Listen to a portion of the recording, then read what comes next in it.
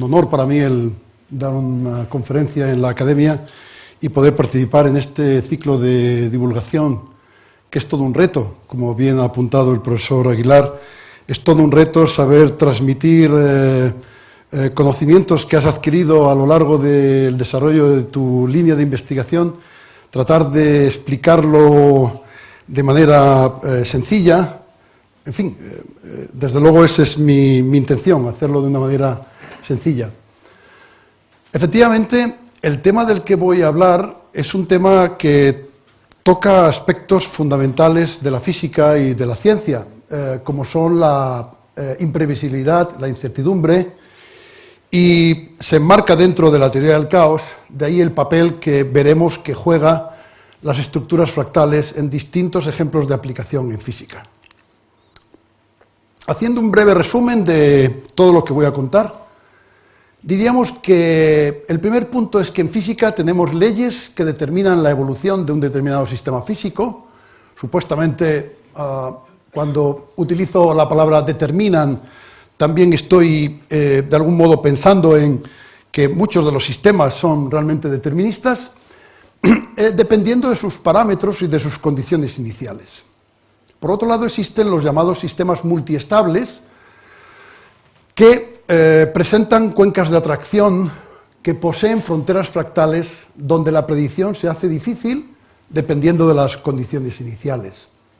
Los sistemas caóticos en particular típicamente presentan cuencas fractales y se produce una relación muy rica entre la dinámica y la geometría, dado que en los sistemas que típicamente son regulares, la geometría es supuestamente regular, digamos que dentro de lo que podríamos llamar la geometría ordinaria, la geometría euclidia, mientras que en los sistemas caóticos la geometría fractal juega un papel importante. Eso implica que una pequeña incertidumbre en las condiciones iniciales pueda dar lugar a una cierta imprevisibilidad del estado final. Y por último, una idea que hemos de hecho desarrollado en mi grupo de investigación y al que me referiré desde el punto de vista conceptual y por otro lado desde el punto de vista de las aplicaciones a diversas áreas de la física, que es una medida cuantitativa, que es lo que llamamos la entropía de la cuenca, que supone una medida cuantitativa de la imprevisibilidad de los estados finales en las cuencas de atracción. Bueno, algunos de estos temas que acabo de mencionar van a ser desarrollados sucesivamente a partir de ahora. Cuando hablamos de incertidumbre, en física típicamente nos viene a la cabeza el principio de incertidumbre de Heisenberg, donde, en fin, esta expresión es muy familiar para todos aquellos que hayan estudiado cualquier curso de física, yo diría elemental, el cual nos viene a decir que una imprecisión en la posición siempre nos trae, digamos, nos impide poder determinar con absoluta precisión el momento, y aparece una relación en función de la constante de Planck de este modo. Pero digamos que así como la noción de incertidumbre cuántica es bastante conocida, la noción de incertidumbre clásica es más bien, yo diría, muy desconocida. Eso radica en la idea tradicional, en la creencia tradicional, en que en un sistema clásico determinista, conocidas las condiciones iniciales, tengo absolutamente determinado el sistema. Lo que muchos físicos que han reflexionado sobre estas ideas a lo largo de la historia siempre señalan, y que obviamente es algo, digamos, de sentido común, y es que efectivamente el problema radica en cómo determinamos las condiciones iniciales. Porque precisamente en sistemas complejos y en sistemas no lineales, la incertidumbre en las condiciones iniciales puede hacer que la predicción sufra desde el punto de vista ideal que podemos tener en la cabeza. De hecho, aquí pongo la imagen del premio Nobel Richard Feynman, del que recientemente el profesor Bernabeu dio una magnífica conferencia sobre su vida y su obra científica, pero yo quisiera recalcar que en el volumen 1 de las famosas lecciones de física, en el apartado 38.6, que dedica a implicaciones filosóficas sobre la incertidumbre, he sacado estas dos frases que, cuando discute la incertidumbre clásica, una de ellas es: por supuesto debemos recalcar que la física clásica es también en cierto sentido indeterminada. O una frase final de un discurso que realiza en esta sección, acaba diciendo: porque desde un punto de vista práctico ya había indeterminación en la mecánica clásica. Ciertamente no es Richard Feynman el primero que habla de este tema. Hay bastantes científicos que hablan de esta idea en el siglo XIX, y yo quisiera remarcar la idea de James Clerk Maxwell, conocido por la teoría electromagnética, pero que en una famosa conferencia que impartió en la Universidad de Cambridge a final del siglo XIX, incidió sobre estas ideas, sobre las ideas de la inestabilidad y la impredicción de los sistemas clásicos deterministas. Análogamente, hay otro personaje al que no puedo dejar de mencionar, que es también el físico y premio Nobel Max Born, quien escribió en el año 1955 en un artículo en alemán, después fue traducido al inglés unos años posteriormente, que el título del artículo ¿Es realmente determinista la mecánica clásica? Y de hecho, en el discurso en el que recibió el premio Nobel, ya habla de esta indeterminación clásica debido a los errores que, por ejemplo, imagina una caja donde hay una partícula que se está moviendo, está pensando en el modelo del gas de electrones de Lorentz, donde una partícula sufre pequeñas colisiones y una pequeña, digamos, incertidumbre en las condiciones iniciales acarrea la impredicción del sistema. Bien, nosotros vamos a hablar de sistemas dinámicos.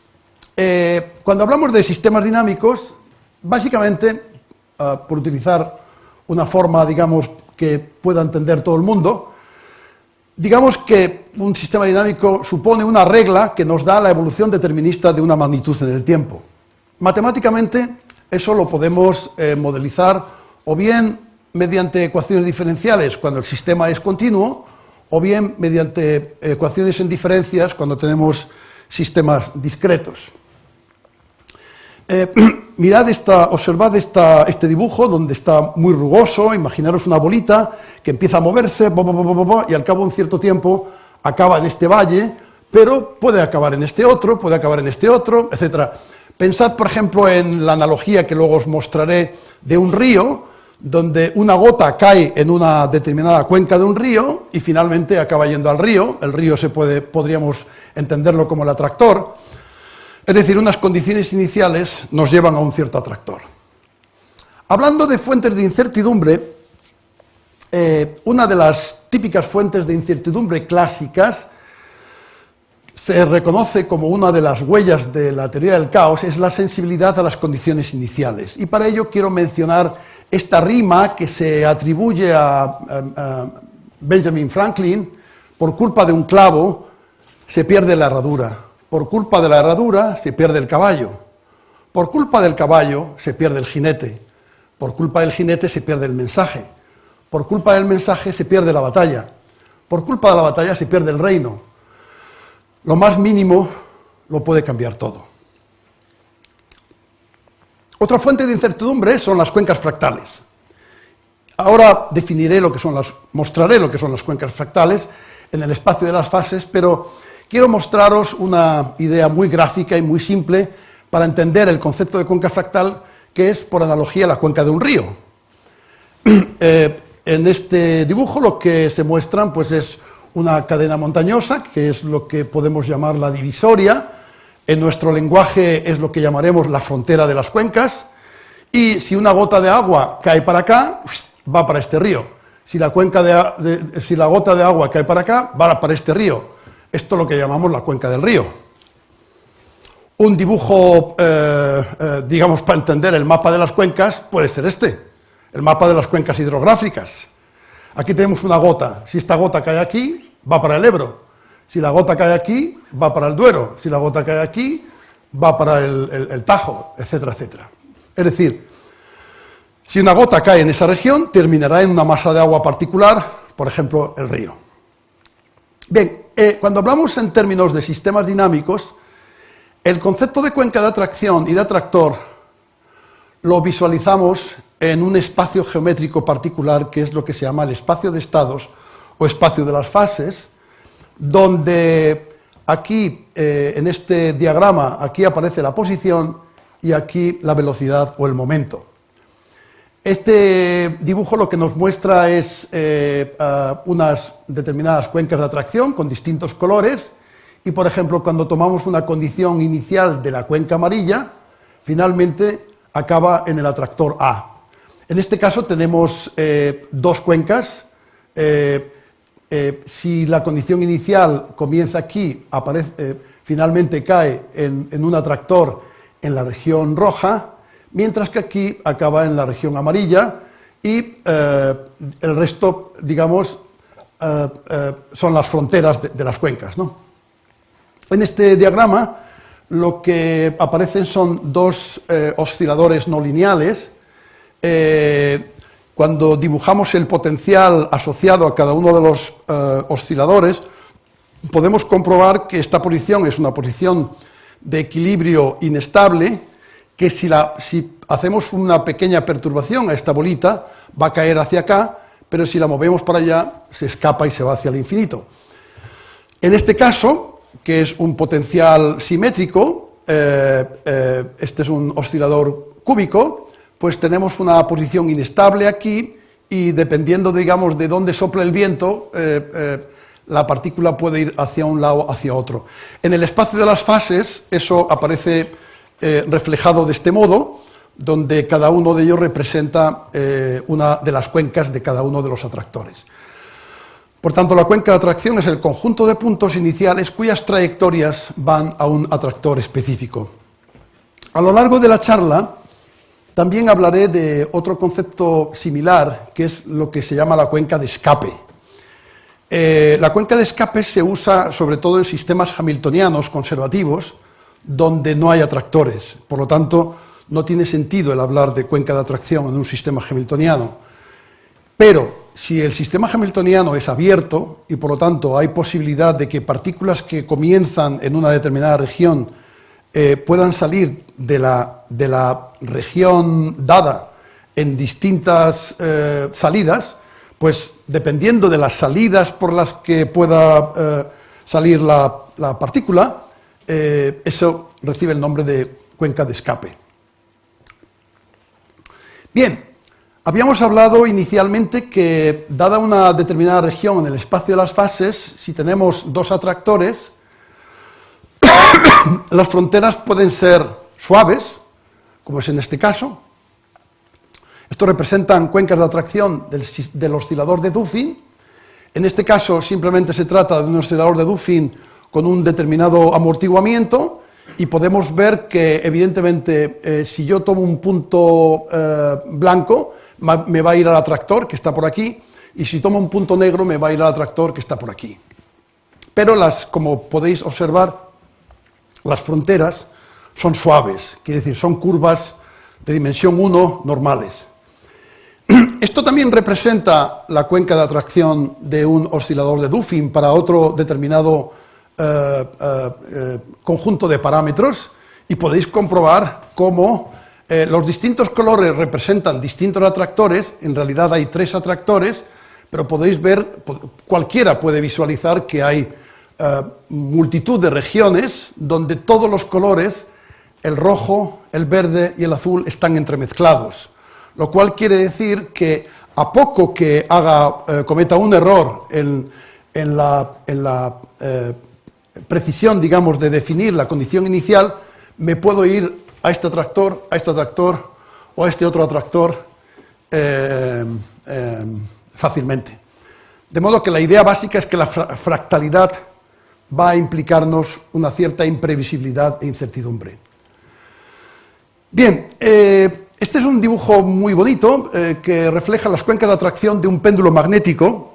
Se trata de un péndulo, como podéis ver aquí, donde hay una cuerda que cuelga con un cierto imán y aquí hay 3 imanes, de modo que la dinámica del sistema es bastante sencilla.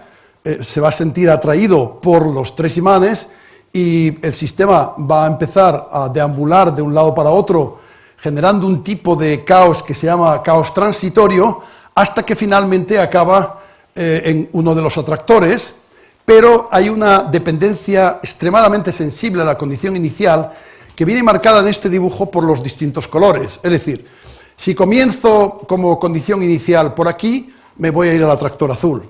Si comienzo en el amarillo, me voy aquí.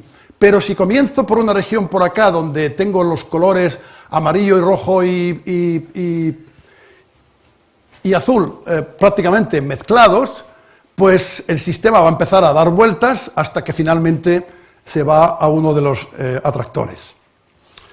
En la siguiente transparencia voy a mostrar una simulación.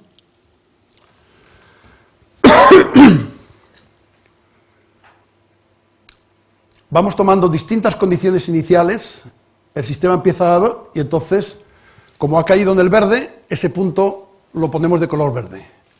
Ahora cae en el azul y lo ponemos azul. Ahora cae en el rojo, lo ponemos rojo. Y así sucesivamente se va generando un diagrama donde los distintos colores vamos reflejando dependiendo a qué atractor caemos, con un determinado color, lo cual nos va a dar lugar al dibujo de la cuenca de atracción.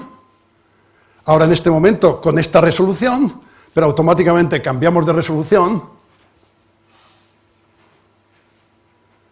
y obtenemos esta figura que nos da idea de esa imprevisibilidad que tenemos en regiones, por ejemplo, por acá, donde todos los puntos están bastante entremezclados.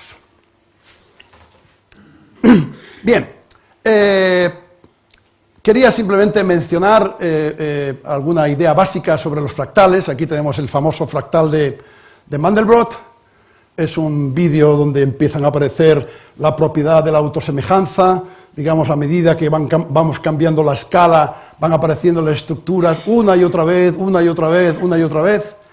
El término fractal, como sabéis, fue introducido por Benoit Mandelbrot, dando a entender una noción de geometría rugosa, y una de las características fundamentales que se asocia a un fractal es la noción de dimensión, que es una dimensión no entera. Estamos acostumbrados a objetos euclídeos, donde la dimensión es 1, 2, 3, mientras que los fractales tienen dimensiones no enteras. Un famoso artículo de Mandelbrot en los comienzos de sus trabajos sobre fractales llevaba por título ¿Cuánto mide la costa de Gran Bretaña? La pregunta, en modo retórico, pues obviamente va a depender de la escala de la medida que uso, llegando a poder pensar que podría tener una medida infinita si cada vez utilizo, digamos, una escala cada vez más pequeña.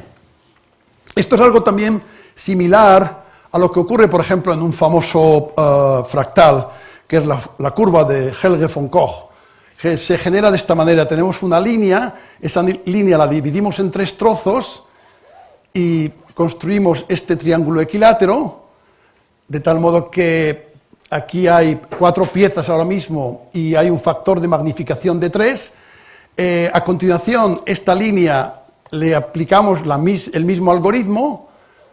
En cada una de las líneas, el mismo algoritmo que antes, tenemos 16, el factor de magnificación es 9, y bueno, hay una expresión que nos liga el número de partes por el factor de magnificación elevado a la dimensión fractal, y en este caso es muy fácil ver que la dimensión fractal es 1,26. Análogamente a la curva de von Koch, se puede generar que se llama el copo de nieve de von Koch. Básicamente es lo mismo, partes de un triángulo equilátero y la dinámica es la misma. Bien, entonces llegamos aquí a una cuestión fundamental. Aquí tenemos, de hecho, 2 figuras que representan las cuencas de escape de un sistema hamiltoniano que se conoce como el sistema de Heno-Hales, donde esto representa la energía cinética, esto es la energía potencial, es un sistema no lineal, que cuando es conservativo hay una energía crítica a partir de la cual toda partícula que comienza en la región por aquí se puede escapar o bien por la puerta de arriba, o bien por la puerta de la izquierda, o bien por la puerta de la derecha, y los distintos colores representan las condiciones iniciales que me llevan a cada una de las salidas. Entonces hay una pregunta muy elemental, que de hecho nos preguntamos hace tan solo unos años, porque nadie se la había hecho, y es, ¿qué cuenca es más impredecible? Cuando he contado esto en otros foros, suelo preguntar al público, ¿ustedes qué piensan? Es igual.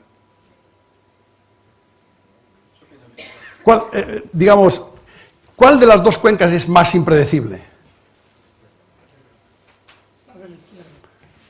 Tengo que afirmar que siempre, en todos los lugares, en todos los países donde lo he contado, todo el mundo dice esto, lo cual indica que es de puro sentido común. Pero el problema es que hasta hace unos años no existía ninguna medida cuantitativa que pudiera afirmarlo. Y justamente una de nuestras contribuciones es crear una medida que permita afirmar que este sistema es más impredecible que este otro. Me viene siempre a la cabeza una analogía muy sencilla. Todos conocemos en nuestra cultura el gordo y el flaco. Si cogemos al gordo y al flaco y pregunto quién está más gordo, todo el mundo lo sabe. Todo el mundo dice, el gordo. Pero si cogemos a dos personas más o menos de la misma masa corporal, tendríamos una dificultad si queremos hacer el juicio a ojo. Tenemos que acudir a una medida cuantitativa.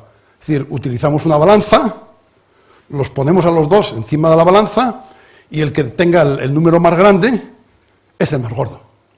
Bien, la idea es similar, pero nadie había pensado en una balanza para determinar cuál de las dos cuencas era más impredecible. Sí que se había pensado en una idea en los años 80, que era la idea de la dimensión de incertidumbre. La dimensión de incertidumbre lo que nos viene a decir es que dadas dos cuencas, con una frontera suave o con una frontera fractal, la fracción de condiciones iniciales inciertas en función de la resolución es, en el caso de la frontera suave, sigue una ley como esto, mientras que en el caso de la frontera fractal sigue una ley como esto, donde alfa es estrictamente menor que 1. Alfa es un número que designa la diferencia entre la dimensión del espacio de las fases y la dimensión fractal de la frontera. Bien. Entre las, digamos, múltiples categorías que podemos clasificar, no es el objeto de esta charla, ni mucho menos, las cuencas fractales, hay un caso, y ya que acabo de mencionar la dimensión de incertidumbre, hay un caso extremo, que es el de las cuencas agujereadas, riddle en inglés, que viene definido, una cuenca A está agujereada por B, si para todo punto de A es posible encontrar de modo arbitrario puntos de B. Eso implica que en este tipo de cuencas el exponente de incertidumbre es 0, lo cual de algún modo implica que el sistema se comporta de modo aleatorio, tratándose, sin embargo, de un sistema determinista. Hay situaciones intermedias, como son, por ejemplo, las cuencas de Wada, de las cuales también vamos a hablar. Las cuencas de Wada responden a una propiedad, que es la propiedad de Wada, que es una propiedad topológica muy extraña. Fue estudiado en los comienzos del siglo XX inicialmente por un matemático holandés, posteriormente por unos matemáticos japoneses. De hecho, Wada es el apellido de Takeo Wada, un matemático, un topólogo japonés.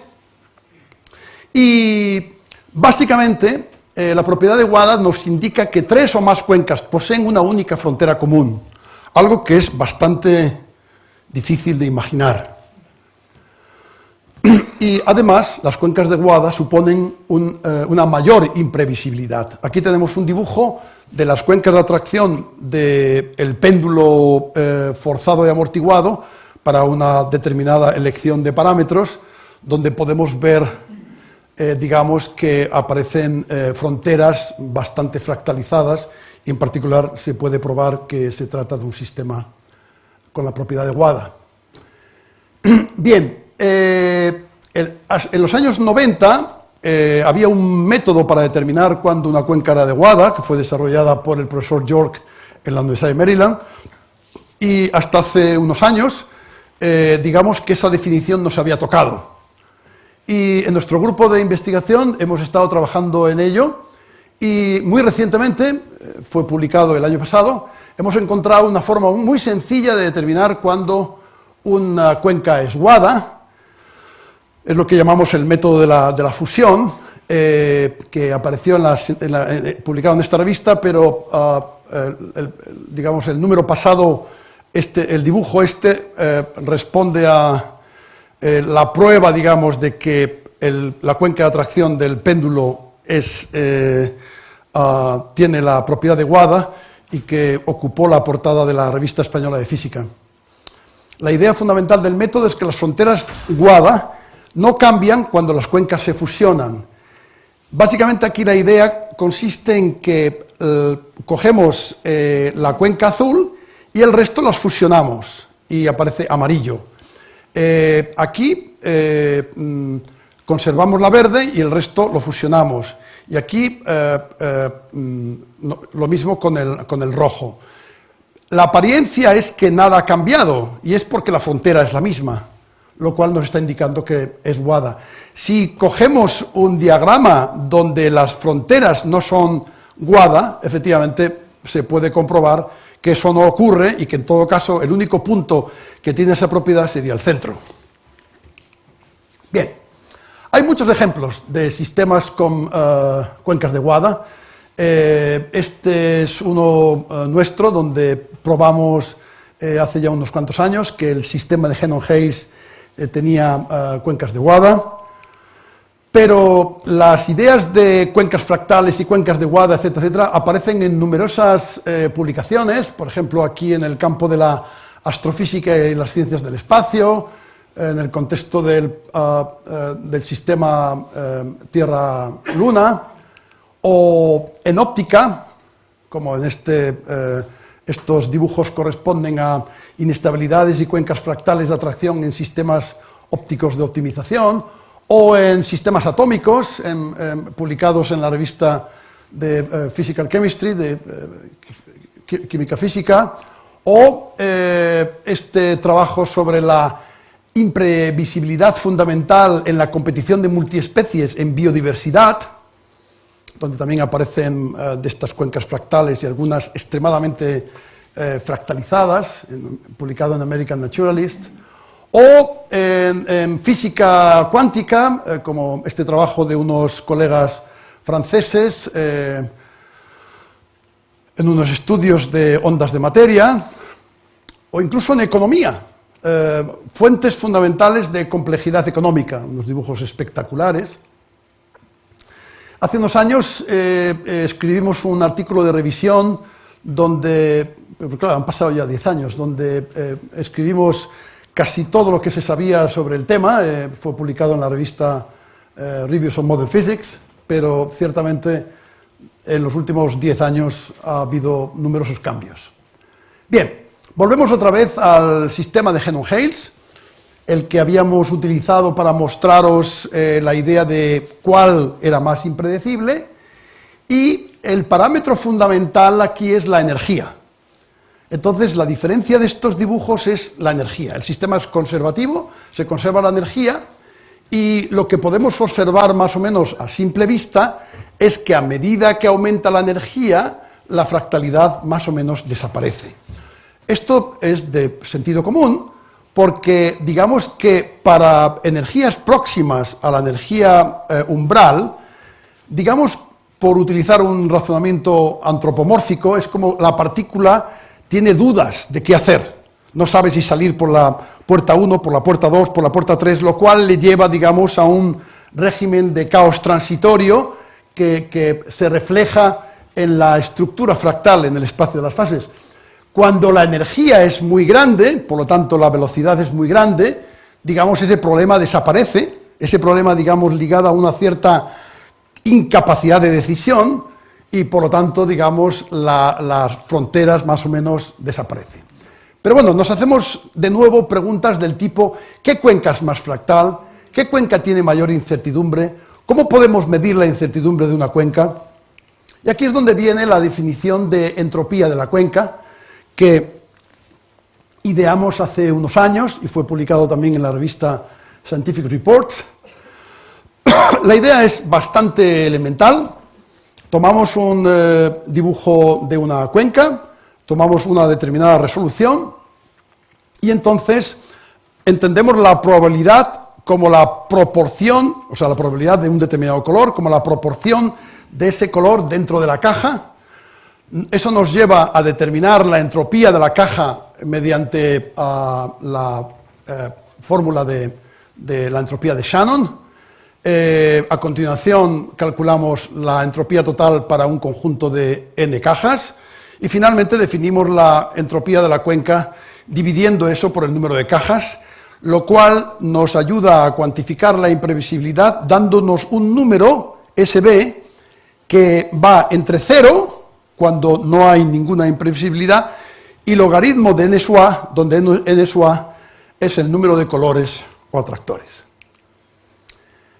Haciendo algunos cálculos podemos obtener una expresión como esta, que nos da idea, digamos, de cuáles son 3 ingredientes fundamentales a la hora de computar la entropía de la cuenca y que de algún modo nos dan idea de cuáles son los componentes fundamentales que nos determinan la imprevisibilidad de una cuenca. Por un lado, estas constantes nk, n tilde, se refieren al tamaño de la frontera, que es independiente de la resolución. Por otro lado, aquí nos aparece alfa, que es el exponente de incertidumbre, y por otro lado, m sub k, que es básicamente el número de atractores. Todos estos términos solo dependen de la dinámica y no de la resolución. Bien, entonces, en este ejemplo, que es un oscilador cúbico, el oscilador de Duffin, vamos a analizar la dependencia con el tamaño de la frontera. Estos 3 dibujos corresponden a cuencas de atracción donde únicamente varía el término de disipación. Aquí el término de disipación es mayor y por tanto, digamos, la partícula llega antes al atractor, ¿verdad? Bien, analizando la expresión de la entropía de la cuenca, podemos ver que el alfa es siempre 1, porque las fronteras son suaves. El épsilon, una vez que lo hemos fijado, es el que es, no varía. El Na es el número de atractores, tampoco es el mismo. Y por lo tanto, lo único que nos va a dar idea de las diferencias en el cómputo de la entropía de la cuenca es este factor, que es el tamaño de la frontera. De hecho, aquí en estos... aquí aparece, digamos, el cómputo de...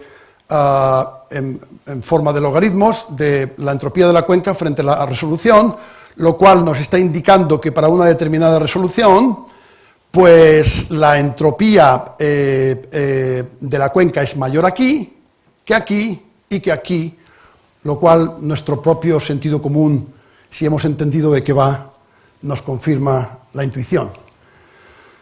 Aquí tenemos el sistema de Henon-Hales. Hacemos la misma operación, hacemos un pequeño truco y es considerar un círculo para evitar, digamos, una cierta asimetría en el número de colores, de tal modo que ahora mismo tenemos la misma proporción para cada color, que es 1/3. Sin embargo, bueno, y esto es para 0,20, 0,21, 0,22, podemos ver en esta expresión que efectivamente lo único que varía en cada uno de ellos es el grado de fractalidad ligado al exponente de incertidumbre, y efectivamente cuando computamos la entropía de la cuenca frente a la resolución, pues vemos que la entropía es mayor aquí, que aquí, que aquí, como indica la figura. Por último, en este ejemplo, que es el fractal de Newton, donde el sistema dinámico asociado viene dado por esta expresión, calcula las raíces de la unidad. Cuando tenemos esto es para 4 atractores, esto para 5 atractores, esto para 6 atractores, hacemos la misma operación y podemos comprobar que cuanto mayor número de atractores, más imprevisible en general, lo cual también viene reflejado en la imagen de la transparencia. Bien, una vez visto esto, voy a pasar a mostraros algunos ejemplos de aplicación en distintos campos de la física. El primero de ellos es fruto de una colaboración con 2 físicos de la Universidad de Toulouse, uno de ellos, David Guéry-Odelin, trabajó con premios Nobel de Física en París, en particular con Cohen Tanuji y Serge Haroche. Y bueno, publicaron hace unos años un trabajo donde se cruzan 2 haces de ondas de materia, de átomos fríos, se produce un fenómeno de dispersión caótica. Este es el esquema, digamos, de las distintas, de la entrada, la región de scattering, de dispersión y las distintas salidas con distintos colores, y observaron esta cuenca de atracción que fue lo que dio lugar a la colaboración que después establecimos. El sistema hamiltoniano que utilizaban es básicamente este, donde por un lado tenemos la energía cinética y por otro lado la energía potencial de cada uno de los haces. Y nosotros estudiamos cómo aplicar algunas de las ideas de nuestro trabajo tanto en la entropía de la cuenca como el estudio de cuencas fractales para analizar experimentos con átomos fríos. Este dibujo lo que muestra son las cuencas de escape para velocidades bajas. Los colores se refieren a estos distintas posibilidades, fruto de la interacción con la región de scattering y las distintas salidas. Es importante el dato de que son velocidades bajas, donde análogamente a lo que decíamos con el caso del Henon-Hales, también la partícula, utilizando un lenguaje antropomórfico, se encuentra con dificultades, digamos, de saber qué es lo que tiene que hacer, etcétera, porque de hecho hemos hecho cálculos para velocidades altas y prácticamente el dibujo de la cuenca de escape aparece casi todo verde, lo cual de alguna manera podemos entender como que la partícula no duda, según la lanzamos sale directamente. Y aquí se muestran una serie de cálculos para determinadas velocidades y determinados ángulos de lanzado y el cómputo de la entropía de la cuenca, donde podemos observar que la entropía de la cuenca indica que para bajas velocidades la imprevisibilidad es mayor. Bien, aquí lo que hacemos es estudiar las cuencas de escape y la entropía de la cuenca en función de la energía en el hamiltoniano conservativo de Henon-Hales. Este es el hamiltoniano, y entonces aquí aparece una figura de estas GIF que refleja cómo evoluciona las cuencas de escape en el intervalo de energías desde 0,1665, que es inmediatamente después de la energía umbral, hasta un valor 0,45 suficientemente grande. ahora estamos llegando casi al límite, 0,45. Vamos a esperar que comience de nuevo, que esto es sesión continua. Espero. Sí. Estas zonas blancas se llaman islas CAM y son regiones de estabilidad. Si una partícula comienza ahí, se queda ahí.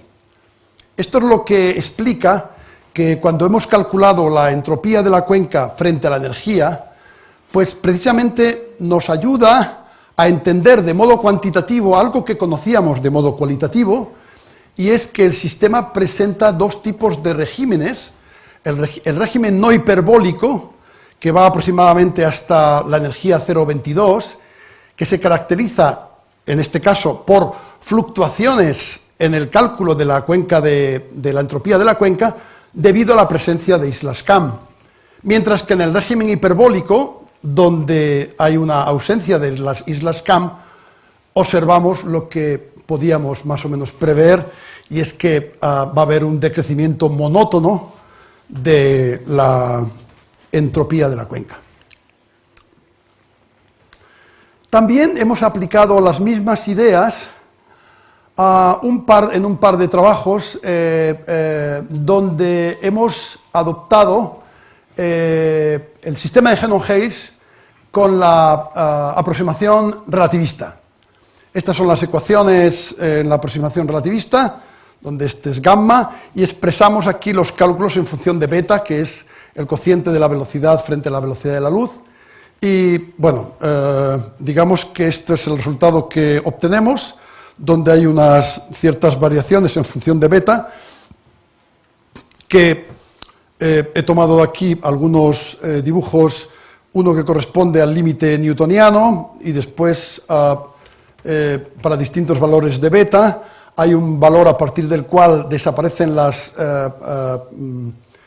islas CAM, que es aproximadamente, este refleja esa destrucción, y a continuación, cuando el coeficiente beta aumenta, podemos observar que hay una cierta suavidad en las fronteras. Y por último, una colaboración que hemos tenido con los físicos Jake Shipley y Sam Dolan de la Universidad, no recuerdo la Universidad del Reino Unido, donde, bueno, inicialmente ellos comenzaron trabajando con el estudio de las fronteras, perdón, de las sombras en agujeros negros binarios, problemas de dispersión caótica y el conjunto de Cantor, para observar. Estos dibujos lo que reflejan son las sombras de los agujeros negros binarios, y donde se pueden ver en las simulaciones numéricas ciertas estructuras fractales. La idea proviene del telescopio del horizonte de eventos, que está previsto que funcione en unos años, con la idea de fotografiar la sombra del Sagittarius estrella A, que es uno de los agujeros negros que se cree que está situado en el centro de nuestra galaxia. Este dibujo es también muy conocido porque refleja los agujeros negros binarios del experimento LIGO y Virgo, que dio lugar a que se encontraran las ondas gravitacionales. Y bueno, digamos que una de las ideas fundamentales está en el modo de trazar los rayos, de tal modo que se trazan los fotones de una determinada cámara hacia afuera, hacia atrás en el tiempo. La sombra es la región de la imagen donde los rayos se trasladan hacia el agujero negro. Lo interesante es que desde el punto de vista dinámico, de la dinámica no lineal, las sombras de los agujeros negros corresponden a cuencas de escape de nuestro sistema dinámico. En particular, el análisis que hicimos, que fue publicado recientemente en la revista Physical Review D, dedicado a cosmología y gravitación, se trata del agujero negro binario de Mayundar-Papapetrou, que responde a una solución de las ecuaciones de Maxwell-Einstein para dos agujeros negros altamente cargados. Y, bueno, bajo ciertas restricciones de las ecuaciones de campo, etcétera, etcétera, pudimos encontrar una cierta analogía con el diagrama de las fases del sistema de Helmholtz, lo cual aquí podemos observar cómo en función de uno de los... Aquí el parámetro característico era la energía, aquí es un momento conjugado, de tal modo que podéis comprobar que aquí las curvas están cerradas, aquí también, pero traspasado un cierto valor, tenemos el sistema abierto, de tal modo que tenemos tres posibilidades de escape. Una, hacia el horizonte de sucesos del agujero negro 1, o el horizonte de sucesos del agujero negro 2, o escape hacia el infinito. Esto lo que refleja son distintos modos de lanzamiento de las partículas, y estos son las cuencas que obtenemos. Y simplemente, bueno, nada más a simple vista pudimos comprobar que tenía toda la pinta de que presentara la propiedad de Wada. Con el método del fusionado que os he mencionado antes, fue muy fácil el comprobar que efectivamente se trataba de cuencas de Wada, lo cual nos habla acerca de la imprevisibilidad de dónde van los fotones que se observan en este sistema de agujeros negros binarios, y después también se traslada a esta otra figura, que son las sombras del agujero negro binario de Mayundar-Papapetrou. Esto básicamente refleja en un sistema de coordenadas y bajo un sistema, digamos, como un observador observa, digamos, el agujero negro azul, el agujero negro rojo, están separados por una distancia d. En nuestro sistema de unidades la distancia es 1, esta distancia es 2, y los distintos colores representan, el verde representan los fotones que van hacia el infinito, los azules son los fotones que van hacia el agujero negro de arriba, y el rojo son los fotones que van hacia el agujero negro de abajo. La fractalidad es suave, pero hemos hecho un estudio, digamos, de cómo varía con la distancia entre los agujeros negros.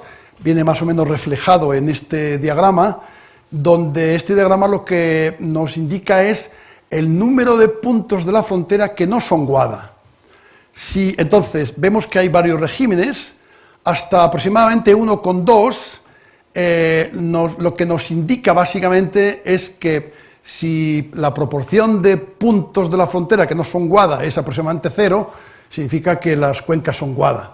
Después hay entre 1,2 y 1,9, digamos que hay puntos que son Wada y otros que no lo son, es lo que se llama parcialmente Wada, y lo que podemos aquí observar es que a partir de 1,9 o 2 la tendencia es a que desaparezcan la fractalidad. Bien, pues como conclusión podemos decir que las cuencas fractales suponen un obstáculo para la previsibilidad de los estados finales. Hemos desarrollado nuevos métodos para detectar cuencas de Wada, como el método de la malla, el método de la fusión, y uno en el que estamos trabajando actualmente, que es el llamado Straddle. Las cuencas de atracción y de escape son herramientas útiles para comprender sistemas dinámicos no lineales con aplicaciones en multitud de disciplinas. La entropía de la cuenca cuantifica la imprevisibilidad del estado final de los sistemas dinámicos y constituye una nueva herramienta para la exploración de la incertidumbre en dinámica no lineal. Hemos aplicado estos métodos en diferentes dominios de la física, como los átomos fríos, sombras de agujeros negros binarios y dispersión caótica clásica relativista en astrofísica, y el concepto de entropía de la cuenca será una herramienta importante en los estudios sobre sistemas complejos con aplicaciones multidisciplinares. No quería dejar de mostraros el equipo de personas con las que hemos trabajado en todos estos temas, donde aparecen varias personas de la Universidad de Juan Carlos, como el profesor J. York, o los profesores Georges Jo y Guéry Odeland de Toulouse, o Sam Dolan y Jake Sipley from Sheffield, del Reino Unido. Estas son una serie de publicaciones asociadas a todos los temas a los que he estado hablando, y solo me queda deciros muchas gracias por vuestra atención.